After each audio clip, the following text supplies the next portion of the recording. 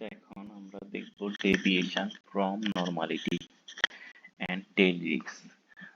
Normality বলতে আমরা ওখানে দেখেছিলাম যে মানে টোটাল যে ডিস্ট্রিবিউশনটা সেটা আসলে নর্মাল, মানে এটার পজিটিভ দিকে আউটকাম যে হওয়ার সম্ভাবনা যেরকম নেগেটিভ দিকে আউটকাম হওয়ার সম্ভাবনা ও সেরকম। এখন আমরা দেখব যদি এরকমটা না হয়, যে normality assumes us that the standard deviation is complete measure of risk, hence the Sharpe ratio is complete measure of portfolio performance।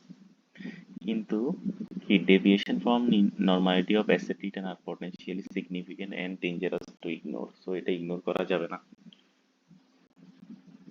এই যে one potentially important departure from normality relates to any asymmetry in the probability distribution of return। এই যে normality থেকে departure কখন হবে, যখন এটা থেকে কোনো অ্যাসিমেট্রি ঘটে। অ্যাসিমেট্রিক কখন হবে, যদি কোনো লার্জ আকারের কোনো পজিটিভ রিটার্ন অথবা নেগেটিভ রিটার্ন ঘটে, মানে মিন থেকে। The standard measure of the short of asymmetry is called the skew of the deviation. এটাকে মূলত বলা হয় কি, এটার স্ট্যান্ডার্ড মেজারটাকে বলতেছে কি স্কিউনেস। এই যে স্কিউনেসটা কিভাবে নির্ণয় করে সেটা সূত্র হচ্ছে এটা, when deviation are raised to an odd power the result remains negative। বলতেছে কি ডেভিয়েশনটা যদি নেগেটিভের কারণে হয় তখন রেজাল্টটা হয় negative. therefore negative value or negative value of skew indicate that extreme bad outcome are more frequent than extreme positive outcome। তার যদি নেগেটিভ আউটকাম হয় বা নেগেটিভলি স্কিউড হয়, তার মানে বোঝাচ্ছে যে মার্কেটে এক্সট্রিম লেভেলের কোনো নেগেটিভ আউটকাম ছিল বা এক্সপেক্ট করতেছে বা আর যদি ইয়া হয় তাহলে কি স্কিউনেসটা যদি পজিটিভ হয় তাহলে এক্সট্রিম লেভেলের পজিটিভ আউটকাম। এই যে যদি নেগেটিভ হয় তখন সেটাকে আমরা বলি কি স্কিউড টু দা লেফট। আচ্ছা, এখন বলতেছে এই যে 5.5 shows both positively and negative skew distribution as well as symmetry normal। Suppose এটা হচ্ছে একটা কি,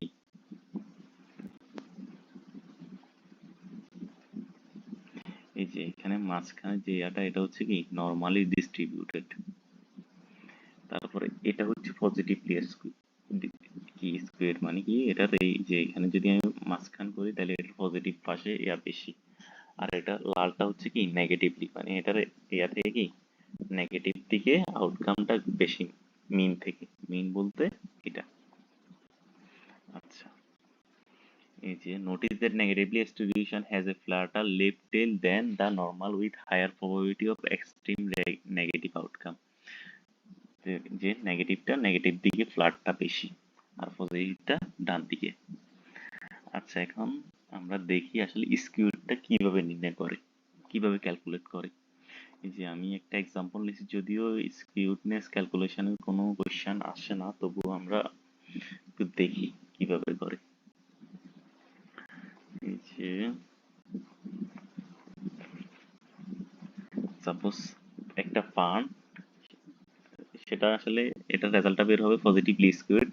কেন বের হবে, এই যে এটার মান্থলি রিটার্ন প্রথম মাসে 0.5, তারপর 1, তারপর 0.2, তারপর 1 2, কিন্তু শেষের দিকে দেখেন একটা 15% আছে যেটা হচ্ছে পজিটিভ। আমরা একটু আগে বলেছিলাম যদি কি কোনো রিটার্ন যদি এরকম থাকে যেটা কি পজিটিভলি এক্সট্রিম, তাহলে আমার স্কিউনেসটা হবে পজিটিভ। আচ্ছা, এখন এই ফান্ডের ইয়াটা দেখি। তো আমরা প্রথমে স্কিউনেস নির্ণয় করার আগে আবার একটু সূত্রটা দেখি। সূত্রতে দেখি কি বলে, বলতেছে monthly return minus mean of the return, রিটার্নের মিনটা সেটাকে আমরা করব কি কিউব, আর স্ট্যান্ডার্ড ডেভিয়েশনকে করব কিউব, তাইলে আমরা পেয়ে যাব স্কিউনেস। আচ্ছা, এই যে তাইলে আমরা প্রথমে কি করলাম, মান্থলি ডাটাগুলো যোগ করলাম, সেগুলোকে 12 দিয়ে ভাগ করলাম, তাইলে আমরা পাইলাম মিন। মিন পাইছি 0.01892। এবার প্রত্যেকটা ভ্যালু থেকে মিন বাদ দিয়ে আমরা কি করলাম, কিউব করলাম, কিউব করলাম, এরকম 12টা কিউব করলাম। এবার সবগুলা কিউবের ইয়াকে কি ভ্যালুকে কি করলাম, অ্যাড করলাম। অ্যাড করে সেটাকে আমরা ভাগ করে দিব কত দিয়ে, 12 দিয়ে, কারণ কি আমরা মিন বের করতেছি। এই যে calculate the mean of the কিউবের ডিস্ট্রিবিউশন, তাহলে আমরা মিন পাচ্ছি কত, 0.0011867। এখন আমরা ক্যালকুলেট করবো কি স্ট্যান্ডার্ড ডেভিয়েশন। এই যে আমরা যে ইয়াটা পাইছি, মিনটা পাইছি, সেটা থেকে কি প্রত্যেকটা থেকে কি, সরি মিন তো পাইছি এই যে 0.01892, প্রত্যেকটা ভ্যালু থেকে আবার দিয়ে দিয়ে দিয়ে দিয়ে দিয়ে আমরা সব পাইলাম। এবার কি করলাম, এই যে এবার সেগুলোকে স্কোয়ার করলাম, স্কোয়ার করে সেটার পার্থক্যকে n-1 অবজারভেশনের ডিগ্রি অফ ফ্রিডম দিয়ে কি করলাম, ভাগ করলাম। তারপর সেটাকে স্কোয়ার করে আমরা পেয়ে গেছি স্ট্যান্ডার্ড ডেভিয়েশন। আর স্কিউনেস বের করার জন্য আমরা যে কিউবের ডেভিয়েশন গুলোর মিন পাইছি কত, 0.00018667, সেটাকে আমরা ভাগ করে দিব কত দিয়ে, এই যে এটার হোল কিউব দিয়ে। তাহলে আমরা পেয়ে যাচ্ছি যে কত, 2.536। ও এটা একটা হচ্ছে পজিটিভ ভ্যালু। আর পজিটিভ ভ্যালু মানে হচ্ছে কি, ইয়াটা পজিটিভলি স্কিউড।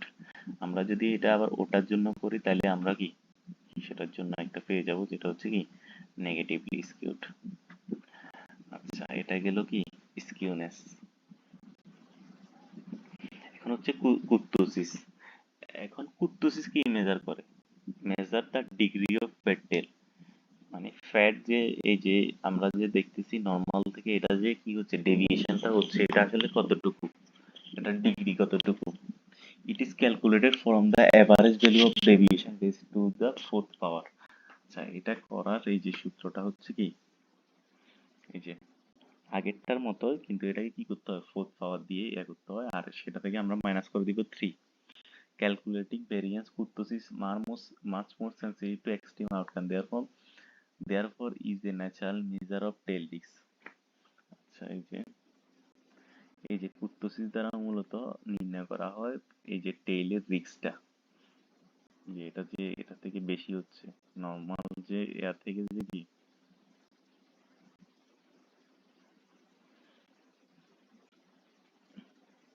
যে এটা যে এয়ার যে নর্মালটা থেকে যে ফ্যাট হচ্ছে সেটার ভ্যালু হচ্ছে কি টেইল রিস্ক। আচ্ছা, এটার সেম কাজ ওইটার মতো, জাস্ট এটাতে কি করতে হবে, ফোর্থ করতে হবে, করে সেটার আবার অ্যাভারেজ নির্ণয় করতে হবে। আর এটা তো নর্মালি, সেখানে একটা জিনিস ইম্পর্টেন্ট হচ্ছে আমরা যে আর মাইনাস আর স্কোয়ার করি, যে কিউব করি, সেটাকে আবার এভারেজ নির্ণয় করতে হয়।